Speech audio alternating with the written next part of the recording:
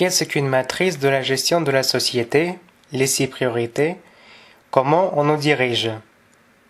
Avec le pouvoir législatif, exécutif et judiciaire, il y a un gouvernement, il y a un parlement et il y a un pouvoir judiciaire?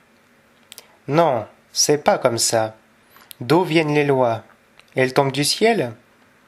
D'abord, l'homosexualité dans mon temps était punie de 7 ans de prison, et maintenant, il fait objet de propagande. Les lois sont les conséquences des critères moraux de la société. Pour cette raison, le pouvoir judiciaire ne peut pas être indépendant. Il est défini par l'histoire, la vision du monde, l'idéologie. Les paramètres basiques de la matrice avec l'aide desquels est gérée la société est géré le pouvoir judiciaire, les présidents, les pouvoirs exécutifs et législatifs. La vision du monde, c'est la priorité la plus puissante. Pourquoi et avec quel but on vit sur Terre? Pourquoi on est venu dans ce monde? L'homme descend-il du singe ou c'est une création de Dieu? S'il descend du singe, c'est un destin? Si c'est une création de Dieu, alors nous avons pour mission de passer des épreuves et après la réincarnation, on aura d'autres épreuves et un autre destin. Seconde priorité, l'histoire, la chronologie. La façon dont vous comprenez l'histoire détermine votre futur. Regardez combien il y a de mensonges aujourd'hui, surtout dans l'histoire. Pourquoi? Mais parce que celui qui détient le présent peut modifier le passé, le réécrire.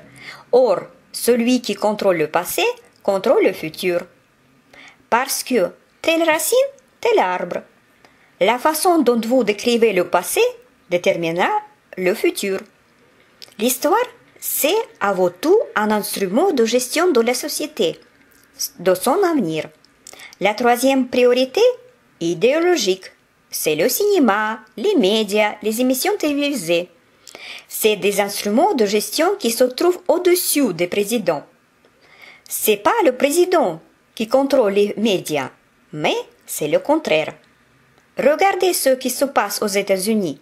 Un président qui a été choisi dans un pays démocratique. Tout à coup, Trump est tellement attaqué par les médias qu'il est obligé d'exécuter leur volonté. La 4e priorité, économique. C'est la barbe, les banquiers, les intérêts bancaires. Pouchkine disait « Il était une fois un économe parfait, c'est-à-dire qui était capable d'expliquer de quoi on vit et pourquoi on n'a pas besoin de l'or quand on a le produit lui-même. Maintenant, à la place de l'or, le dollar. » Pouchkine comprenait les choses beaucoup mieux que n'importe quel économiste d'aujourd'hui. On n'a pas besoin du dollar si on a des forêts, du gaz, du pétrole, du blé. Les 4 priorités précédentes, c'est des armes d'information, mais il existe encore des armes matérialisées.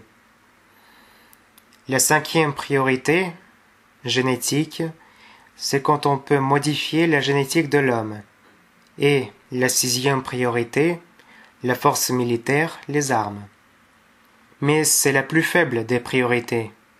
Si vous tirez sur un homme, vous ne tuez que cet homme. Mais l'arme génétique, c'est avant tout la nourriture modifiée, l'alcool, le tabac, la drogue. Tout ça tue et endommage les générations suivantes. Ils endommagent et tuent pas seulement la personne précise, mais aussi ses enfants, ses petits-enfants. Si une fillette fume, elle n'aura plus jamais d'enfants avec les mêmes capacités intellectuelles et le même état de santé que si elle n'aurait jamais fumé. Comment est faite la nature? Si l'enfant se développe dans l'utérus de sa maman et qu'elle fume, au niveau inconscient arrive le signal que la mère vit dans une chambre à gaz. Où est l'intérêt pour la prochaine génération de se développer? Et ce bébé présentera telle ou autre mutation de ses organes reproducteurs. C'est l'arme la plus dangereuse qui vise à endommager les futures générations et porte un coup néfaste au futur de notre pays. On considère l'alcool, le tabac, la drogue, la nourriture génétiquement modifiée comme des armes de génocide qui rapportent le plus d'argent. Si on prend la 6e priorité, on y trouve plusieurs niveaux. Le revolver, le fusil, la mitraillette, le char. Il en est de même pour la priorité génétique. Tout ce qui travaille sur la destruction de la génétique de l'homme. La champagne, le tabac, la bière, le vodka, la marijuana, le héroïne. Pour moi et mes camarades, entre l'héroïne et la champagne, il n'y a aucune différence. La champagne est plus dangereuse parce que travers la champagne entre dans la catégorie de consommateurs des enfants, les femmes, les filles. Tout le monde dit la champagne, le vin d'église, c'est pas grave tout ça, mais en réalité c'est très dangereux. Ici il n'y a pas deux situations, le vin rouge ou le vin blanc, c'est des armes de génocide. Soit vous le comprenez, soit non. Si la personne ne comprend pas tout ça et il boit de temps en temps à coup, il empêche ses enfants et ses petits-enfants de reconnaître l'alcool en tant qu'une arme de génocide. Vous pouvez raconter tout ce que vous voulez, mais si vos enfants voient leurs parents boire pour fêter le nouvel an, c'est pas la peine. Aucun mot ne donnera l'effet. Mais vous pouvez changer la perception du monde de vos parents. Papa, maman, vous avez un cerveau. Pourquoi et dans quel but Dieu vous en a-t-il doté d'un? Peut-être pour que vous puissiez comprendre qu'il ne faut pas s'autodétruire.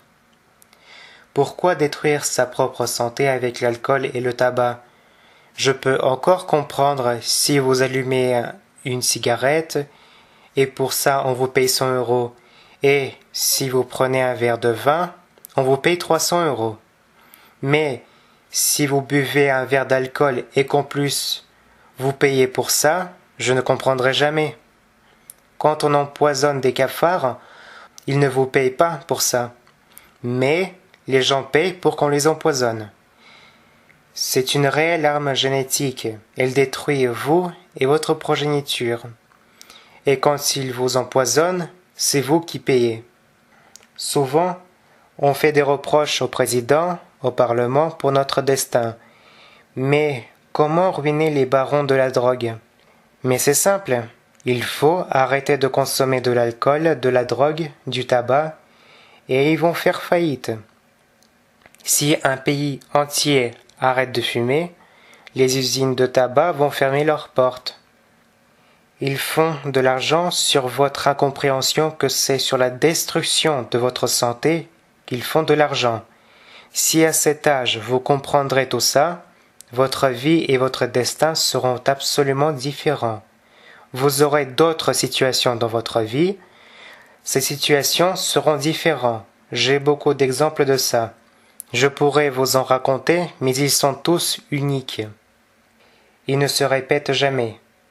3 de mes élèves ont acheté des billets pour un train qui a déraillé. Aucun d'eux n'a pu prendre ce train. Et ils sont restés indemnes. C'est ça les hasards que vous réserve l'avenir. Si vous allez faire attention aux hasards qui se présenteront de votre vie, vous allez avoir une vie tout à fait différente. Exemple. Comment travaille une matrice? Vous pensez que personne ne dirige votre vie? J'ai parlé avec une personne très intelligente. Il disait « Mais qu'est-ce que vous dites? Personne ne m'a forcé. C'était uniquement ma décision. » Mais regardez les étiquettes des années 1972.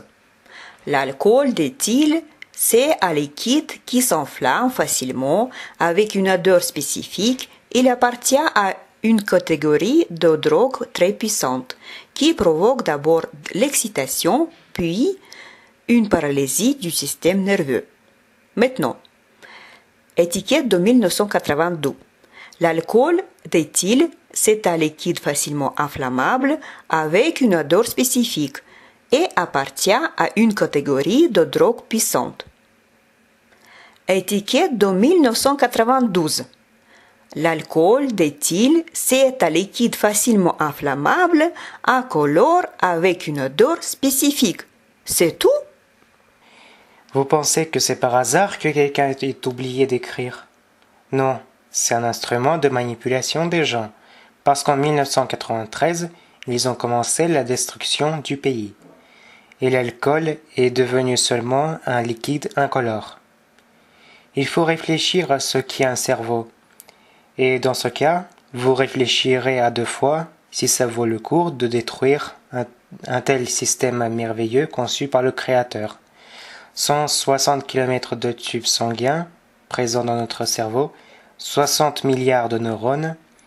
Chaque neurone possède d'1 à 10 000 synapses, c'est le lien entre neurones. Le diamètre moyen d'un érythrocyte, c'est les globules rouges qui transportent l'oxygène, est de 7-8 micromètres. Le plus petit diamètre d'un capillaire est 50 fois plus fin qu'un cheveu d'un être humain et est égal à 8 micromètres. Un érythrocyte change sa forme en s'étirant, après quoi il s'écoule là-bas. Qu'est-ce qui fait que le cerveau vit? Grâce au fait que les érythrocytes entrent dans le cerveau, l'alimentent en oxygène et évacuent le gaz carbonique qu'ils emportent dans les poumons, après quoi nous expirons. Parce que la vie, c'est un échange en oxygène. Et dès qu'on arrête l'échange en oxygène, à travers les vaisseaux sanguins, ça provoque la mort de certaines zones du cerveau. Dès que l'alcool entre dans le sang, il dégraisse les érythrocytes. Or, les érythrocytes possèdent des charges négatives avec lesquelles ils se repoussent et s'écoulent un par un. Mais dès que l'alcool entre, ils perdent leur charge négative et commencent à s'écouler les uns avec les autres. Ça donne l'effet d'une grappe de raisin. Ils ne s'écoulent plus un après l'autre, mais à plusieurs, en boule. Cette boule coule du haut vers le bas. Ensuite, ils entrent dans une fourchette du faisceau, où les faisceaux sont encore plus fins. Et là se forme un thrombus. Cette thrombus bouche le faisceau sanguin, qui gonfle. Le cœur travaille comme une pompe et éclate ensuite. D'où vient l'apoplexie, à votre avis? Il se manifeste après l'alcool du fait que les vaisseaux sanguins se gonflent et que le sang ne coule plus du haut vers le bas, puisqu'il est impossible de circuler car il s'y est formé un thrombus. Si le sang n'arrive plus au bout de 3 à 4 minutes, les microparties du cerveau qui étaient au-dessus meurent. Et à leur place se forment des tissus morts. On les sent comme des bruits dans notre tête. C'est la mortification des microparties de notre cerveau. Le mal de tête, le lendemain, c'est quand les cellules mortes s'arrachent des tissus vivants. C'est le mal de tête. Après, l'homme boit beaucoup de liquide pour les éliminer. C'est pour ça qu'on a soif. Et ces tissus sont évacués de l'organisme avec l'urine. Quand on a soif, en fait, c'est un instinct de survie qui se déclenche car il faut nettoyer le cerveau des tissus morts. Regardez, les alcooliques ont toujours des yeux rouges, même dans la matinée. Pourquoi? Parce que des faisceaux sanguins ont éclaté et qu'à leur place se sont formés des thrombus. Ces micro-apoplexies sont toujours présents chez les gens qui boivent. Après vient le tour des faisceaux plus grands qui entraînent des accidents mortels. Les alcooliques n'aiment pas les gens qui ne boivent pas. Si tu ne bois pas, alors tu es malade ou traître. Beaucoup de chansons encouragent à consommer de l'alcool. C'est comme ça que marche une matrice. Anichenko dit que ce n'est pas le sida ni la tuberculose qui tue la Russie, mais la consommation de la bière par les gens. Pourquoi on ne dit rien sur ça? Parce que c'est du business, qu'il y a énormément d'argent, des sommes astronomiques. C'est de l'argent. Chez moi sont venus des gens de la télévision, de beaucoup de chaînes télévisées.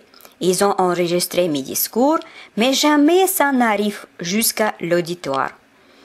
Une seule fois apparue une pub, je crois que c'était sur la chaîne A ou NTV. Mais elle apparut et disparut aussitôt. Et pourquoi la bière? Parce que le mélange de malt et de houblon donne une substance qui s'appelle de phytoestrogène. L'estrogène est une hormone féminine. Dans une bière, il y a de l'estrogène de plante. Si une femme consomme de la bière, son système de fabrication d'hormones sera écrasé et elle deviendra comme un homme en apparence. Elle aura une silhouette masculine, une voix grave. Si un homme consomme de la bière, des déformations vont apparaître chez lui. Son corps commencera à produire des hormones féminines, apparaîtront des rondeurs sur son corps comme chez une femme. Apparaîtra le ventre, la poitrine et même du lait dans les seins. C'est élémentaire, mais pourquoi personne n'en parle? Parce que c'est à l'encontre de la matrice actuelle. Si vous allez dire quelque chose à ce sujet, les gens vous regarderont de travers au sujet du tabac. Il y a 1,5 milliard de personnes qui fument. Essayez de vous imaginer un peu la somme d'argent que ça représente. Comptez et dites pourquoi personne n'en parle. Si on compare les photos d'un homme qui fume et qui ne fume pas, il devient clair que déformer soi-même, c'est pas normal. La fumée du tabac contient de fortes doses d'isotopes radioactifs. Un paquet de cigarettes par jour, c'est comme si vous allez faire 200 radiographies.